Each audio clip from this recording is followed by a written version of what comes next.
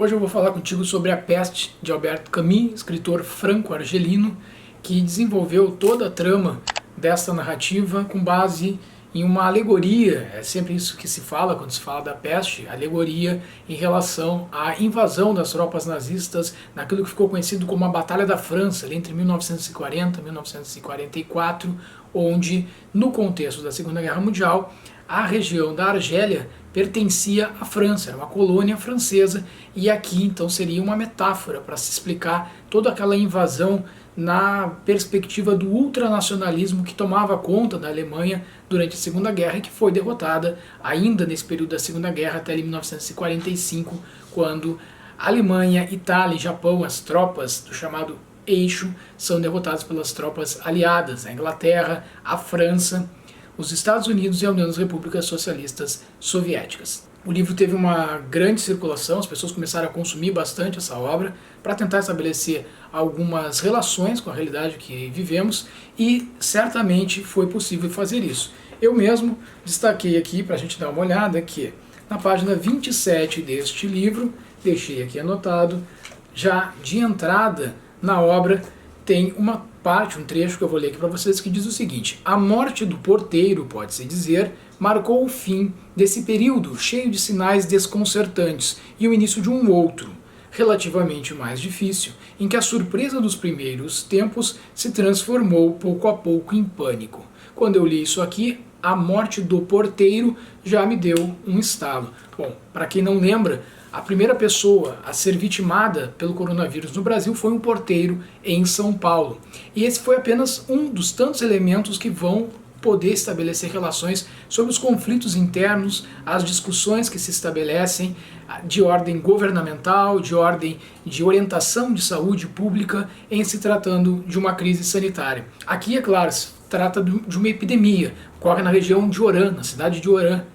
E essa questão da fronteira é muito importante aqui na discussão do desenvolvimento desta trama.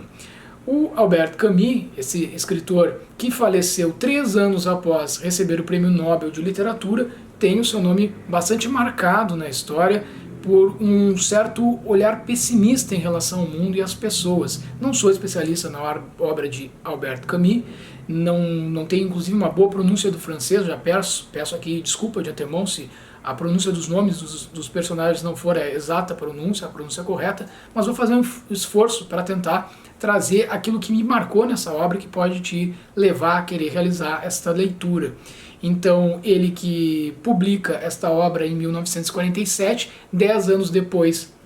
vai receber o Prêmio Nobel de Literatura, em 1957, aí sim, 3 anos depois ele vem a falecer. O personagem principal, pode-se dizer assim, é o Ryu, é um doutor, é um médico que logo no início da trama ele se separa da mulher que vai fazer um tratamento para uma doença que ela estava acometida fora de Oran, vai para outra cidade se tratar. Ele certamente vai sentir essa separação, mas ele vai estar sempre muito imerso no trabalho, na atividade profissional dele. Ele começa a notar algumas coisas estranhas, começam a morrer muitos ratos pelas ruas de Oran. De início aquilo envolvia apenas mortes de ratos, mas com o passar do tempo também pessoas começam a ser acometidas por uma doença que ninguém sabia o que era e nem sua origem, mas já suspeitava-se que tinha alguma relação com aquela morte de ratos que se deu em sequência frenética ali no início do livro. Ele faz uma caracterização dessa cidade, descreve a cidade, que é uma cidade muito parecida com a maior parte das cidades de todo o mundo, né? Principalmente se tratando do Ocidente, a relação direta com a forma como a gente lida com as nossas vidas, os nossos anseios, as nossas angústias, uma busca desenfreada pelo consumo, uma vida muito agitada, pouco reflexiva, as pessoas quase não se olhavam nas ruas, não tinham uma relação muito próxima umas com as outras, todo mundo preocupado muito com si mesmo, sem ter esse estabelecimento de preocupações de ordem coletiva, geralmente muito mais de ordem individual, e isso também perpassa a obra na figura de um personagem que surge logo no começo, que é Rambert. Rambert, um jornalista que tinha ido de Paris a Oran para entrevistar o Dr. Ryu e queria saber dele qual era a perspectiva dele em relação a um problema de saúde muito grave que estava ocorrendo em uma outra região. E isso já dá uma marca interessante aqui de reflexão e característica da perspectiva jornalística, até porque ele não conseguiu de início compreender o entorno dele. Ele foi procurar cumprir a pauta que ele tinha saído de Paris para cumprir em Oran, na conversa com o Dr. Ryu, e não percebeu que ali mesmo onde estava havia uma outra pauta muito mais importante de ser trabalhada, onde estava começando um processo de epidemia. E ele vai acabar preso em Oran, o Rambert, preso no sentido de que ele não pôde retornar, ele não pôde voltar para a cidade de onde veio, onde tinha deixado a pessoa amada. Então a sua amada estava em Paris, ele se viu preso, as fronteiras foram fechadas e ele não podia se deslocar mais de Oran para Paris, justamente como uma primeira medida que foi adotada para isolamento dessa cidade e tratamento daquelas pessoas que estavam em enfermidade. Aqui a gente começa a perceber então esses conflitos de ordem individual, uma perspectiva de pensar no coletivo ou na individualidade. Ele poderia ficar lá, poderia se somar às guardas sanitárias, as comissões sanitárias que estavam se desenvolvendo e atuando até mesmo de forma voluntária para ajudar a tratar essas pessoas que estavam sendo contaminadas pela peste, e ele fica nesse dilema, volta, tenta sair de lá, mesmo que burlando as regras e a lei para fugir do que dizia ali as autoridades, que não permitia que as pessoas saíssem de lá, mas vai se encontrar com a pessoa amada, ou ele fica lá e ajuda e começa a pensar de forma coletiva. Leiam um texto, leiam um livro e vejam como que ele resolve este conflito interno que se estabeleceu na sua vida. Um outro personagem que surge aqui também, de nome Gran, é um ex-paciente do Dr. Ryu, ele surge logo no início da história e ele vai apresentar aquela figura que está responsável para fazer a quantificação dos mortos. Quando a epidemia começa a avançar, se eu não me engano ele era um funcionário público, ele acaba tendo essa missão, a pessoa que vai quantificar para repassar esses números para que as pessoas tenham uma dimensão do tamanho do problema. O Gran também tem uma outra perspectiva dele aqui interessante na obra, que ele vai ligar vários destes personagens uns com os outros, inclusive um outro personagem de nome Kotar, que vai se aproximar do médico, do Ryu, e vai demonstrando aos poucos ali que ele era um sujeito que é identificado aqui como um capitalista, né, que estava muito mais preocupado em como ele poderia lucrar com aquele momento de caos do que propriamente ajudar os outros. Ele vai se envolver com Rambert, vai fazer algumas ofertas para ele, para que de forma clandestina ele retire este repórter lá da cidade de Oran e ele possa voltar para sua amada, mas então se estabelece aí então um outro dilema, a questão do caráter, da forma como as pessoas enxergam momentos como esses. Muitas pessoas enxergam de uma forma maldosa, como que uma oportunidade para que eles possam lucrar com o sofrimento humano.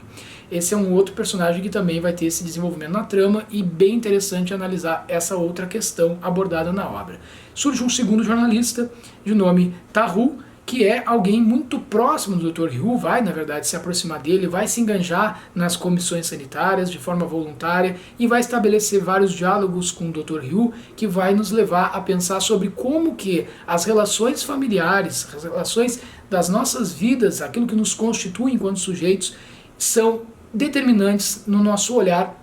para situações de crise como essa que eles vinham vivendo. Então ele vai trabalhar a ideia de justiça social. O pai dele, que era um daqueles considerados juízes que levam as pessoas à execução, ele tinha influência sobre decidir quem deveria viver ou morrer, pessoas que eram acusadas de crimes e que em um determinado contexto onde ele viveu no passado com seu pai, ele se defrontou com essa problemática da vida e da morte numa perspectiva de um olhar pela justiça. O que seria a justiça? O que seria a justiça dos homens? Como que os homens poderiam determinar o que determinaria quem merece viver, quem merece morrer? E ele coloca essa questão. Já não estaríamos todos vivendo uma grande epidemia, e aí sim uma dimensão muito maior, até mesmo uma pandemia, quando nós mesmos, pelas nossas ações e por decisões que tomamos ao longo das nossas vidas, nos colocamos em condições de perder a nossa existência, deixar de estar vivos por algum ato que nós viemos a cometer e que alguma outra pessoa que está classificada num